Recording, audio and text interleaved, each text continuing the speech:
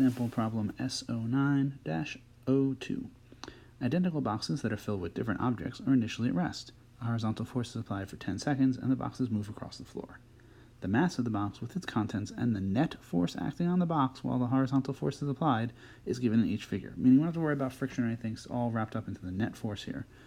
And they ask us to then rank the magnitude of the change of momentum during a 10-second interval for each box. And what jumps out to me on that in part is it's a 10-second interval for all of them. So delta t is the same. And what we are looking for is the magnitude of delta p. So delta p, which would be delta of mv, we could get by getting the acceleration, assuming the force is constant, which it is, and using the time. So we could say something like find a from f, use kinematics,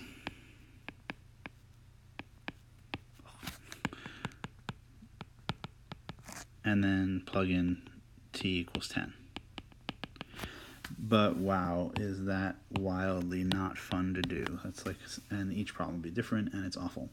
So we're going to go a different way. And we're going to say, well, delta p is also I, the impulse. And the impulse is f delta t. And delta t is the same. So the impulses will be in the same rank order as the forces. And delta p will be in the rank order of I. So if we can find the rank ordering of the forces, we have found the rank ordering of the delta p. And then we look up here and we say, well, the forces are just given. So from what's happening up here, we can clearly see that the 10, or 100 is the first one, so D is the largest. And then A and B are the same because they're both at 75. And then finally, C is at 50. And so the forces are in the order D greater than A or B, which is greater than C. And we know that delta P is in the same ordering. So this is our actual final ordering.